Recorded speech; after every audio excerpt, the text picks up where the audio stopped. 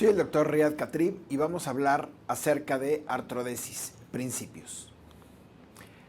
Como índice de esta plática vamos a hablar acerca de la anatomía del miembro torácico y pélvico distal, las proyecciones más adecuadas de rayos X para un diagnóstico preciso de las alteraciones de estas articulaciones, los puntos importantes a considerar dentro de la técnica de artrodesis, los injertos que vamos a utilizar y vamos a platicar de algunos casos clínicos y de los cuidados postquirúrgicos.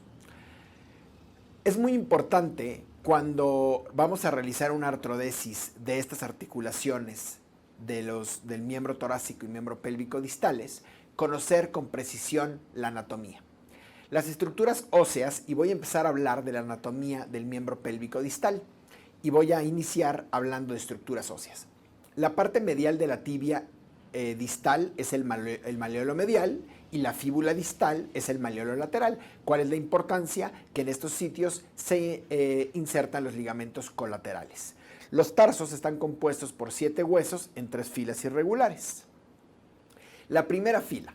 La fila proximal estará compuesta por el calcáneo, que es el hueso metatarsiano más largo y localizado lateralmente, y por el talus, que es corto y se localiza medialmente. El calcáneo es el hueso tarsal más grande y en su tuberosidad se inserta el tendón común calcáneo.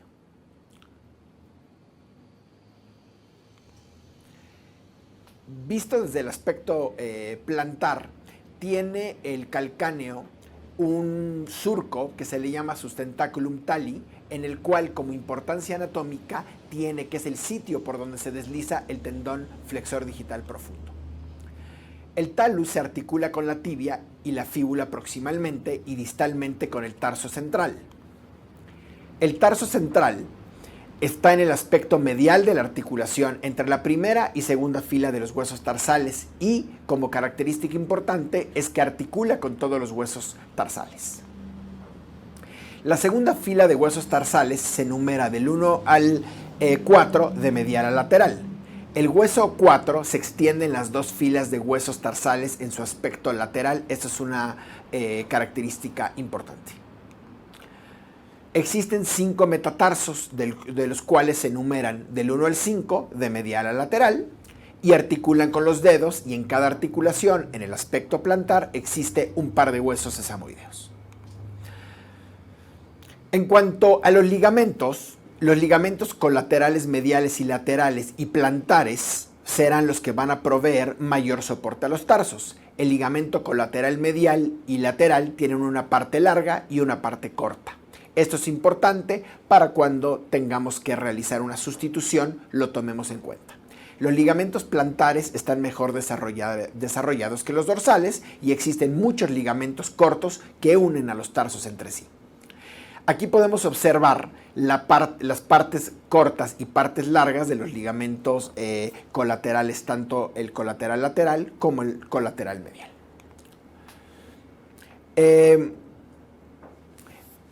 Continuando con los ligamentos, vamos aquí a observar en esta proyección los ligamentos plantares, que son cortos. Los tendones que se localizan en la parte dorsal de los tarsos son flexores de los tarsos y extensores de los dedos, y los tendones que se van a encontrar en la parte ventral son extensores de los tarsos y flexores de los dedos. Esto es algo muy importante a considerar. Ahora vamos a platicar de la anatomía del miembro torácico distal. El radio y la ulna son los huesos más largos del antebrazo.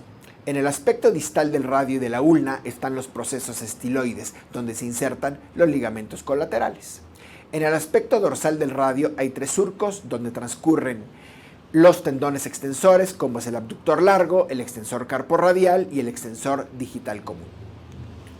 Los carpos son 7 huesos pequeños dispuestos en 2 filas. En la fila proximal se encontrará el carpo radial, ulnar y accesorio. El carpo accesorio se va a localizar proximal y palmar en relación al carpo ulnar. Esta característica es muy importante.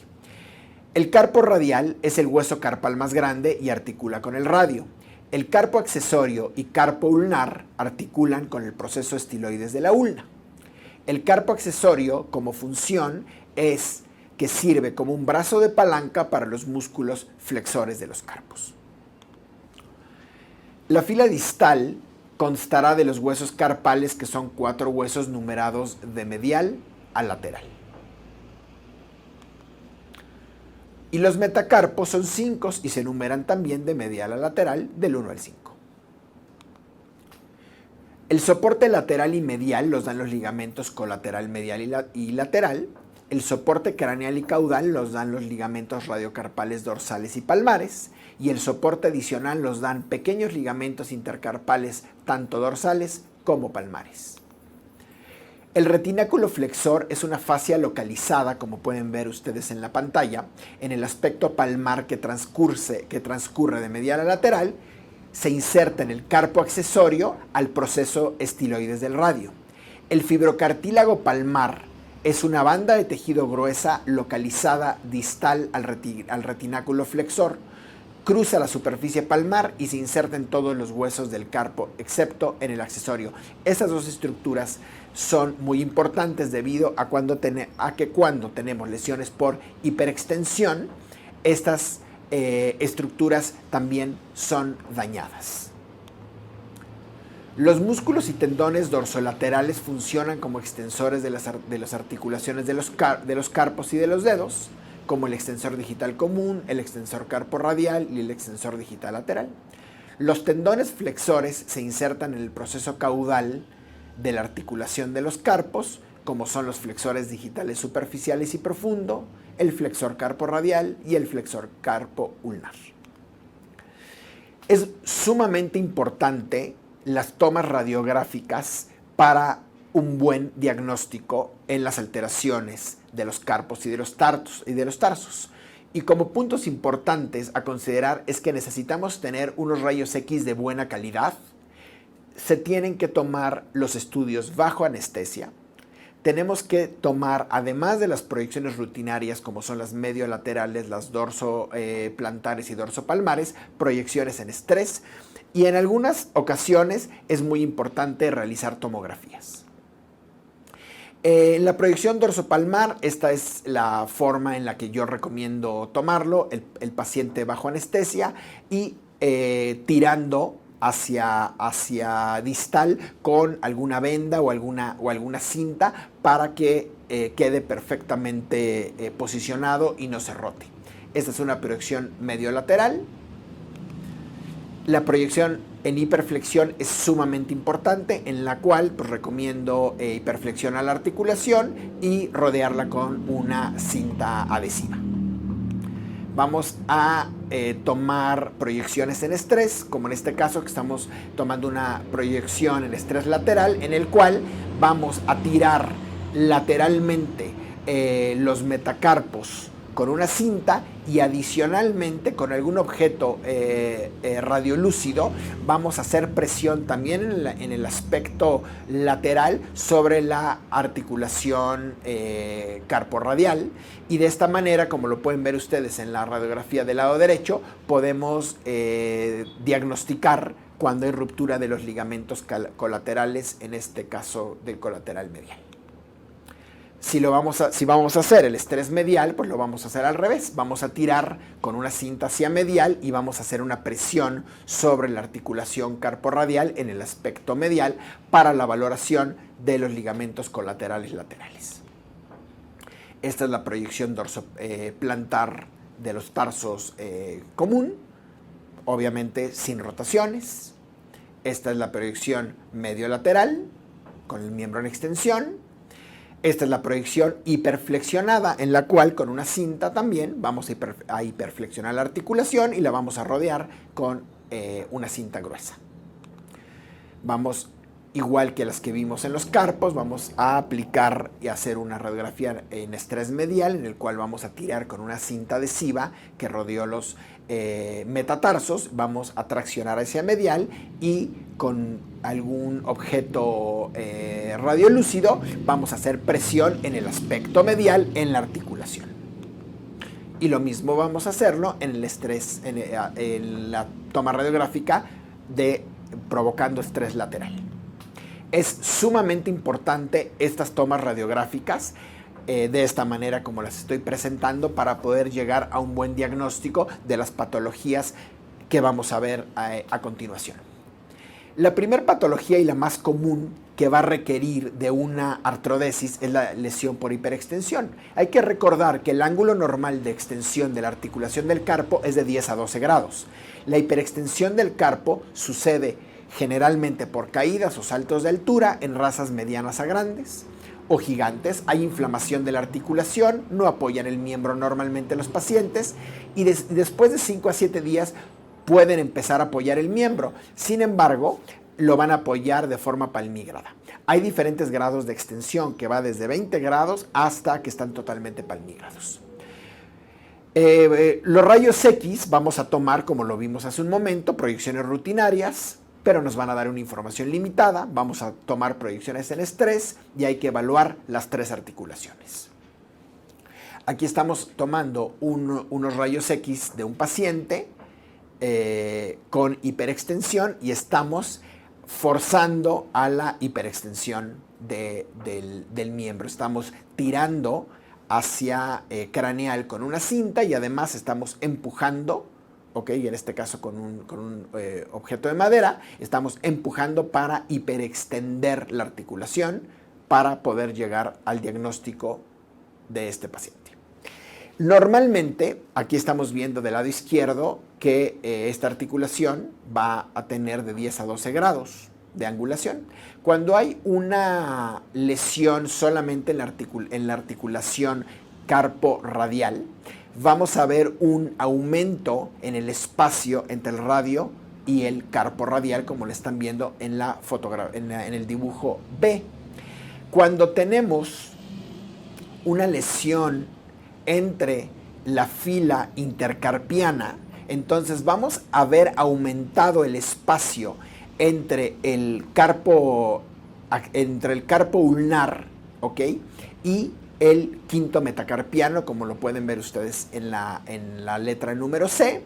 Y cuando tenemos una lesión en la articulación carpo-metacarpiana, entonces vamos a ver que los metacarpos están desplazados hacia caudal y se van a sobreponer las 2 filas de carpos sobre la fila proximal de carpos sobre la fila distal, como lo podemos ver en la letra D. La artrodesis es el único tratamiento viable para este tipo de lesiones. La férula se puede intentar usar en razas miniaturas o gatos con malos resultados.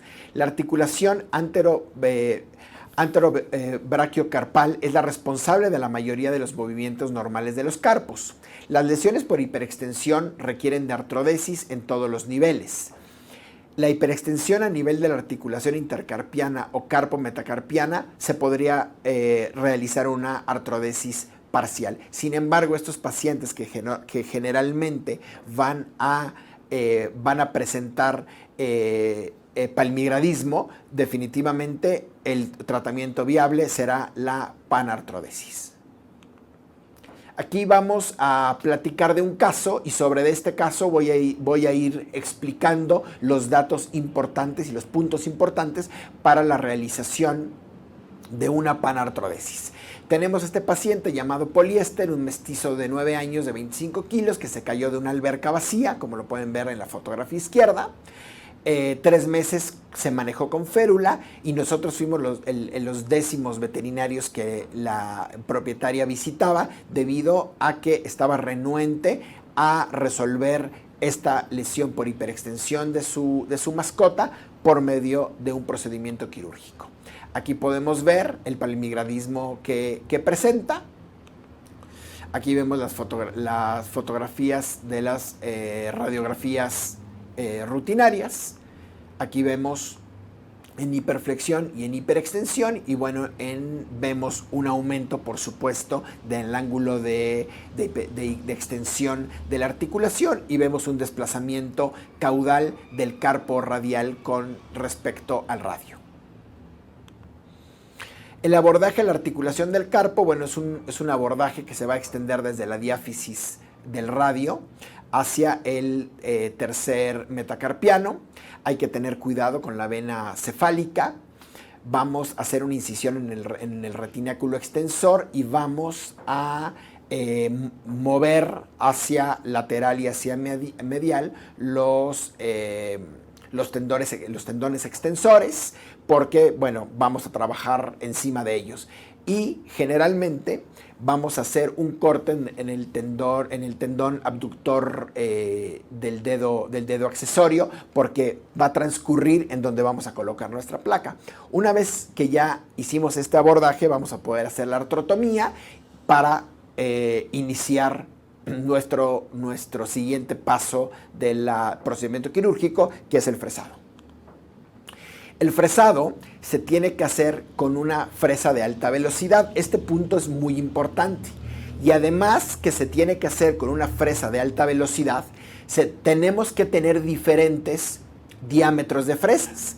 ¿Por qué? Porque hay diferentes tamaños, además de pacientes, por supuesto. Dentro del mismo paciente, los huesos carpales son de muy diferente tamaño. Entonces requerimos para ciertos huesos fresar con fresas más grandes y para otros fresas muy pequeñitas para poder entrar a todos los espacios.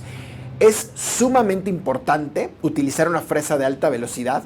Es muy importante el realizar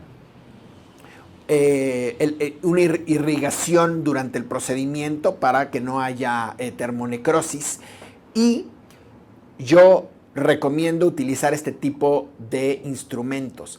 El retirar el cartílago con hojas de bisturí o con Ronger no es adecuado, porque no logramos el retirar el cartílago de forma apropiada. Y entonces esto va a ser un punto muy importante de fracaso en nuestra artrodesis, un punto de fracaso en que no llevemos a cabo la fusión articular que estamos buscando. Yo generalmente utilizo estas fresas. Es una fresa que es para cirugía de columna, pero bueno, también la utilizo para esto. Generalmente esta fresa es de un equipo de Stryker que se llama TPS, que tiene diferentes funciones. Se le puede conectar taladros, pasaclavos, shaver para artroscopía, sierras y obviamente fresas.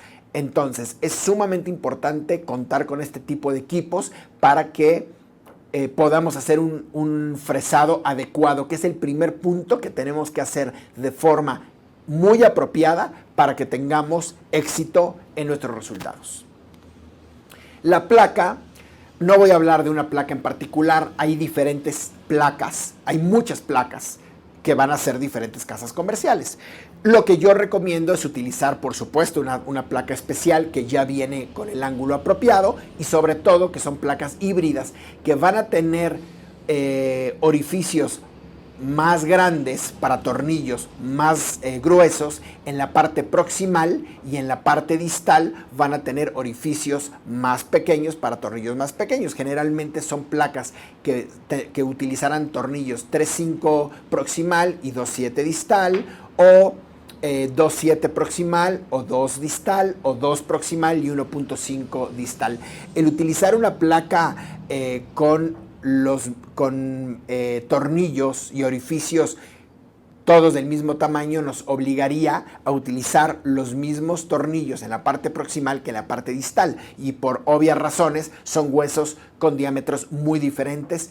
Por lo tanto, podríamos causar fractura de los metacarpos o de los metatarsos, ¿no? Entonces, la utilización de placas híbridas es muy importante. Les repito, hay de diferentes casas comerciales, hay bloqueadas, no bloqueadas, de titanio, de acero. Bueno, hay muchas opciones. Yo recomiendo y yo utilizo placas híbridas que ya vienen, bueno, con la angulación y con un escalón. Aquí vemos una vez que hicimos el abordaje, una vez que hicimos el fresado, vamos a la colocación de la placa. Es sumamente importante en esta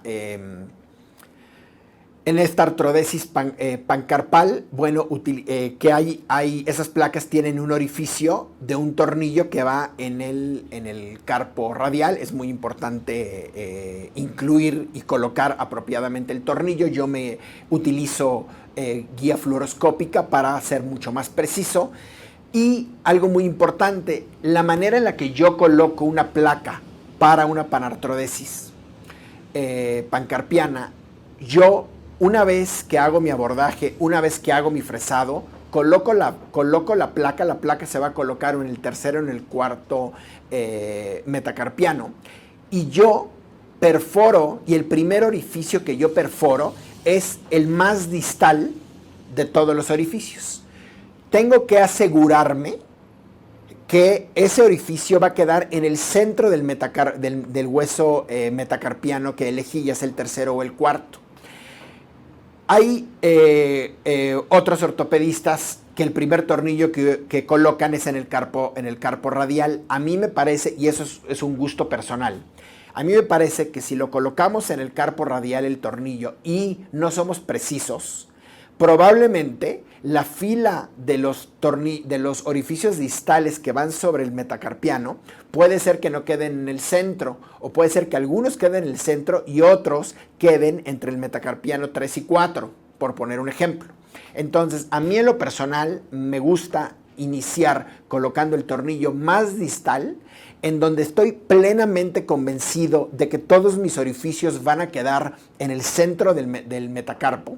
Posteriormente que coloco ese tornillo, ahora sí coloco el del carpo radial, asegurándome que los demás orificios de los metacarpos están en el centro del hueso, y posteriormente ya voy colocando en los que van en el radio. Esa es la manera en la que a mí me parece que es mucho más preciso, y así es como lo hago yo.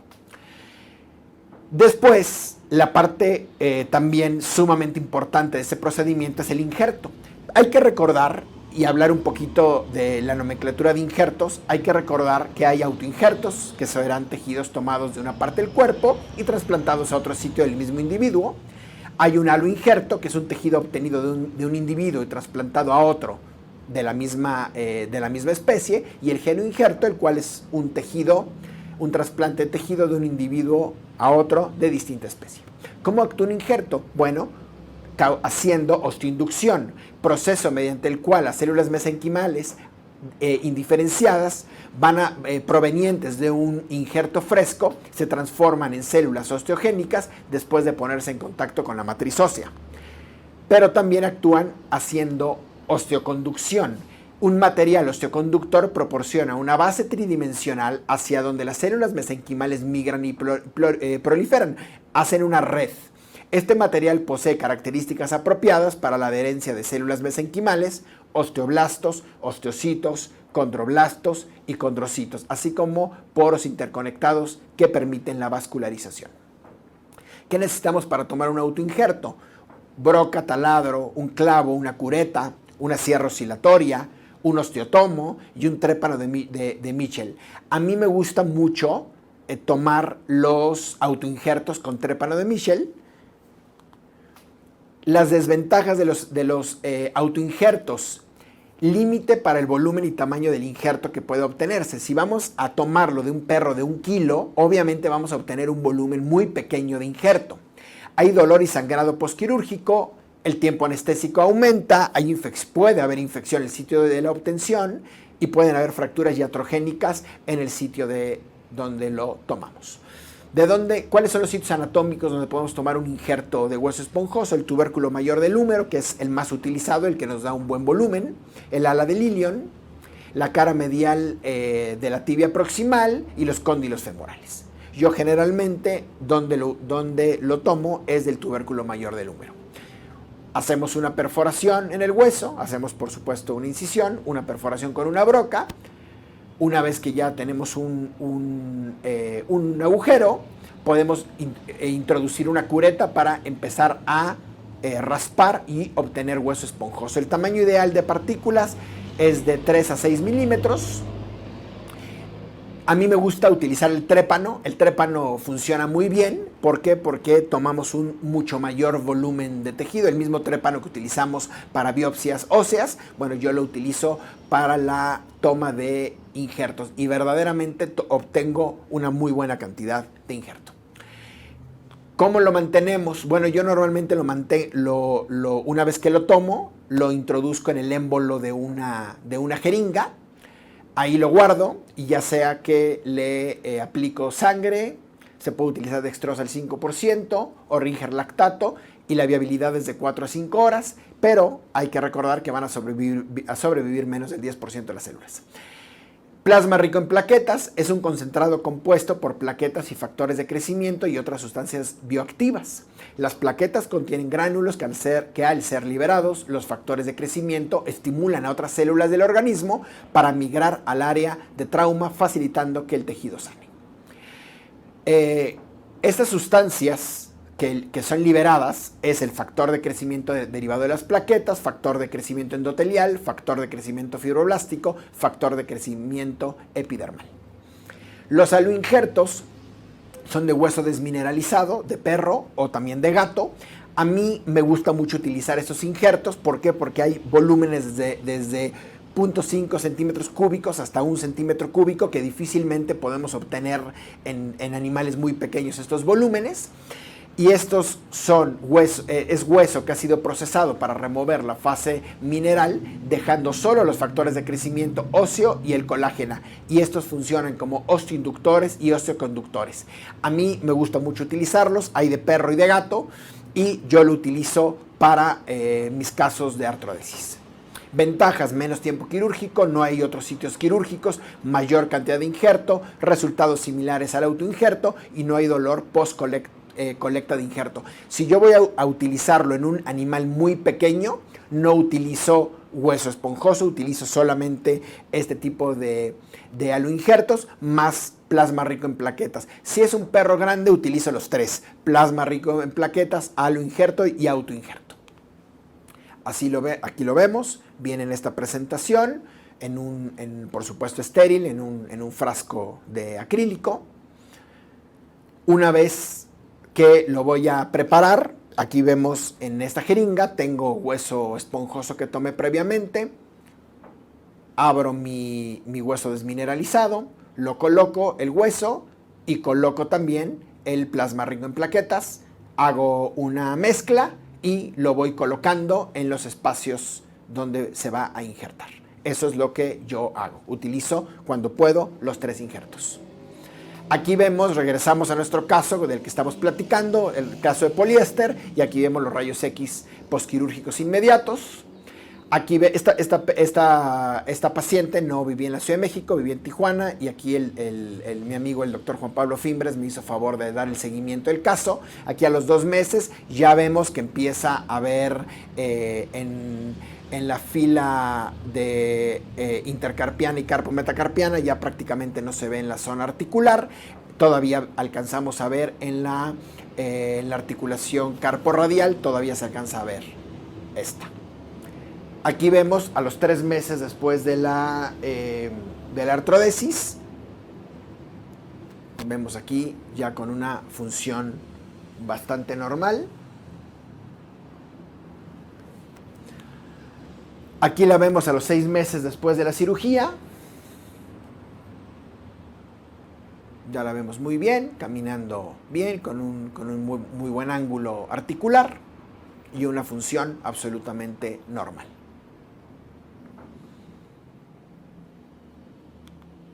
Seis meses después de la cirugía vemos que ya hay fusión de las 3 filas articulares.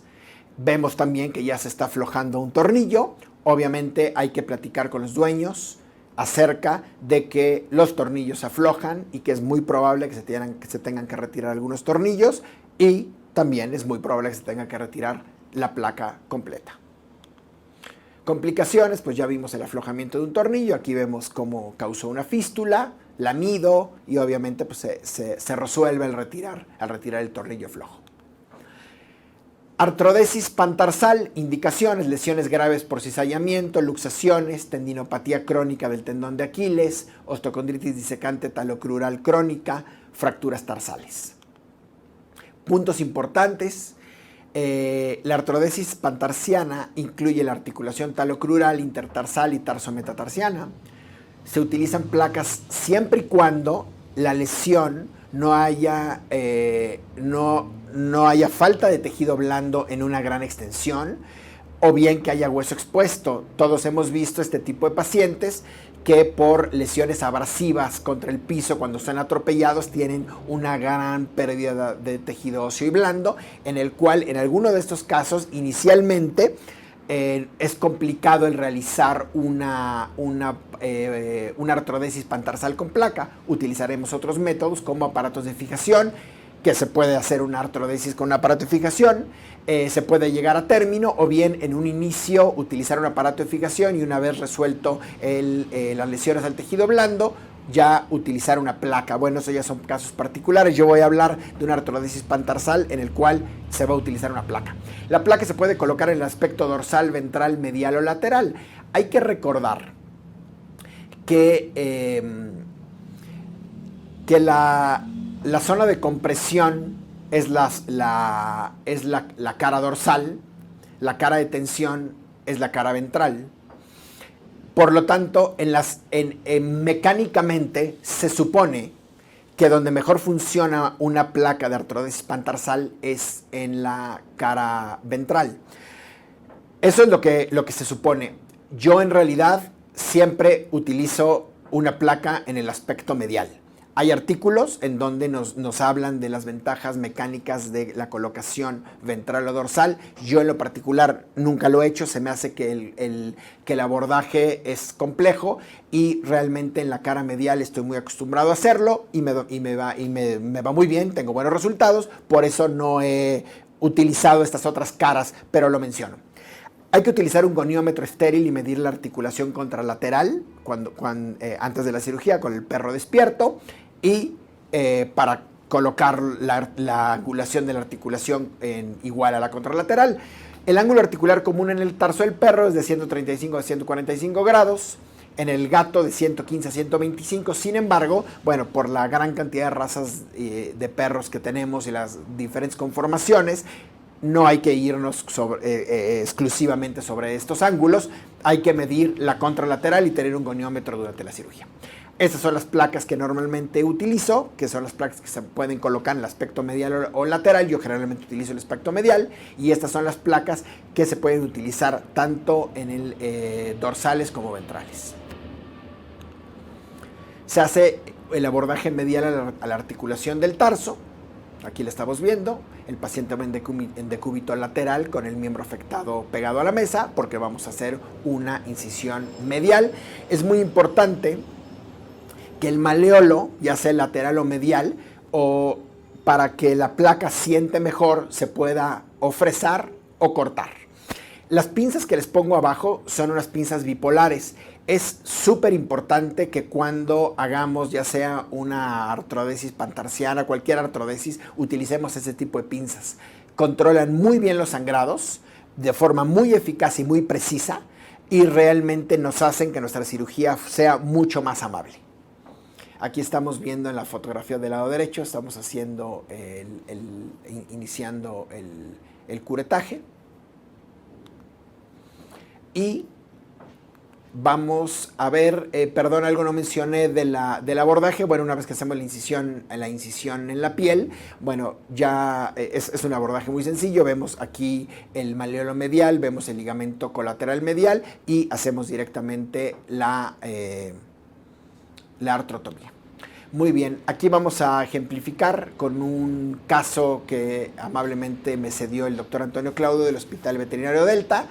Es un perro mestizo de 20 kilos, se perdió y regresó sin apoyar el miembro pélvico. En el examen ortopédico apreciaron aumento de volumen en la articulación talocrural, dolor y no apoyo del miembro, y vemos una luxación tibiotarsiana hacia el aspecto lateral. Así se veía el paciente antes de la cirugía, y se realizó una panartrodesis tarsal colocando una placa en el aspecto medial. Así es como lucen esas artrodesis. En este artículo, en el cual se valoró los resultados a largo término de 36 artrodesis pantarsales que se realizaron a 30 perros con placa medial y sin férula. Esto es algo muy importante. Complicaciones, hubieron complicaciones del 58%, 21 de las 36 artrodesis tuvieron complicaciones, 22% complicaciones leves, que fueron desde aflojamiento de los tornillos sin implicaciones clínicas, el 36% tuvieron complicaciones mayores, infecciones, fracturas metatarsales, aflojamiento de implantes, solo una complicación catastrófica que requirió amputación del miembro. El resultado final fue que 29 de los 30 perros tuvieron una función normal. Aquí vamos a ver otro caso de Laika, un ganadero australiano de 7 años, en el cual se lastimó persiguiendo un gato, lo llevaron al médico veterinario, prescribió meloxicam sin respuesta al tratamiento. Cuando me llegó a mí, al valorarlo, examen ortopédico en estática, presentaba cuadripedestación con apoyo plantígrado, a la dinámica, claudicación tercer grado del miembro pélvico derecho y aumento en el rango de flexión a la manipulación de la articulación intertarsiana con desplazamiento caudal del calcáneo. Aquí la vemos y vemos también que tiene hiperflexionados los dedos, esto por el desplazamiento del calcáneo que hace que se tense el flexor digital común. Aquí vemos cómo se desplazaba este paciente.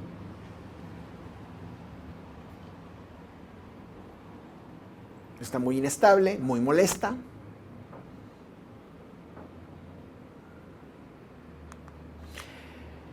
A los rayos X, en la placa medio lateral convencional, pues no vemos ningún tipo de lesión, pero cuando hacemos una hiperextensión, vemos una subluxación plantar intertarsal proximal.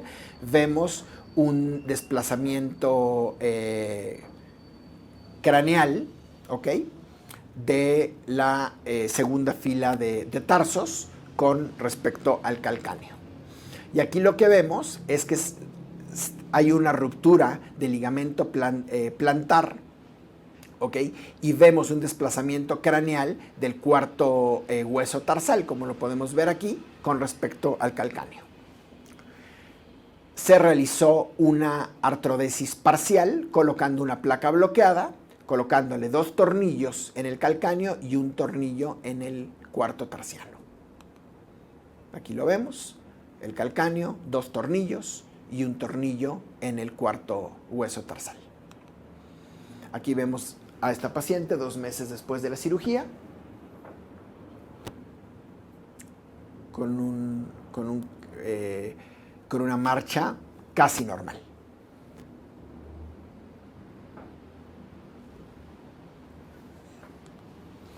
Y por último vamos a ver otro caso, una perra pastor belga malinois de 8 años de nombre Tinga, se cayó de 1,5 metros con una claudicación grado 3 intermitente.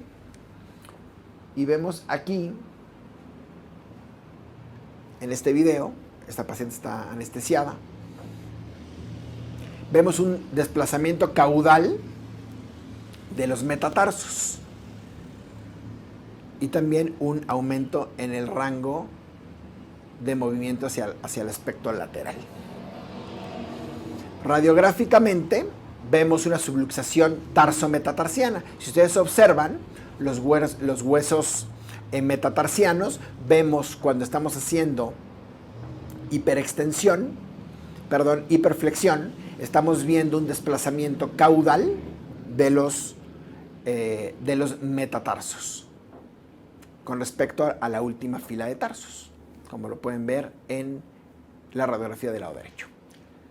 Aquí lo vamos a ver fluoroscópicamente, la inestabilidad que se aprecia. Aquí vean el espacio cuando hacemos hiperflexión, vemos el espacio que se abre. Muy bien, procedemos a hacer el fresado, como les mencioné, con una fresa de alta velocidad, siempre enfriando el procedimiento. Estamos aquí, estoy cortando la placa, también utilicé una placa bloqueada. Una vez colocada la placa bloqueada, aquí vemos cómo estoy poniendo el injerto. Y aquí vemos la colocación de la placa. La placa se colocó en el aspecto medial, ¿ok? Se colocó en el talus, vemos 2 tornillos en el talus y 3 tornillos en el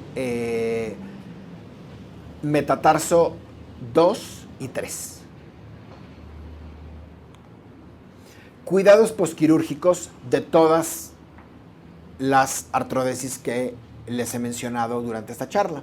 Vendaje de Robert Jones, un día, el día de la hospitalización.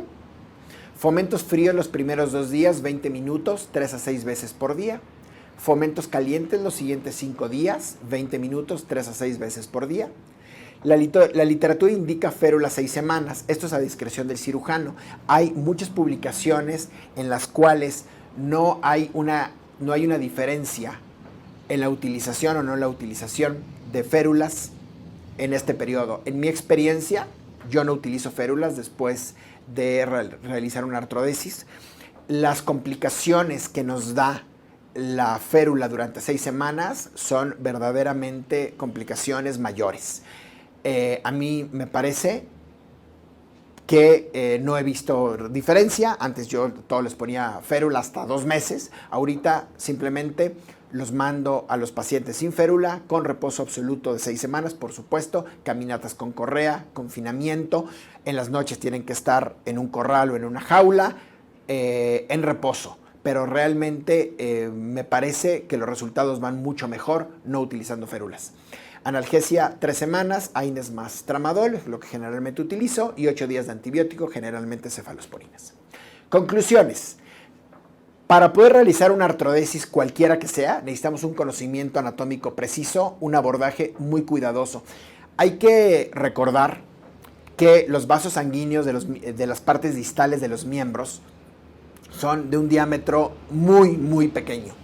En animales pequeños o gatos, perros pequeños o gatos, el hacer un abordaje no cuidadoso, un abordaje agresivo, puede causar que haya necrosis de la piel y verdaderamente estos pacientes están en serios problemas y muchas veces terminan amputados. Entonces tenemos que ser extremadamente precisos y extremadamente cuidadosos con los abordajes, no dañar los vasos sanguíneos que no se tengan que dañar, utilizar pinzas bipolares para controlar los sangrados, ser muy, muy delicados. Hay que tener una interpretación radiográfica adecuada para poder tomar un camino y una toma de decisiones adecuada para el procedimiento según el caso.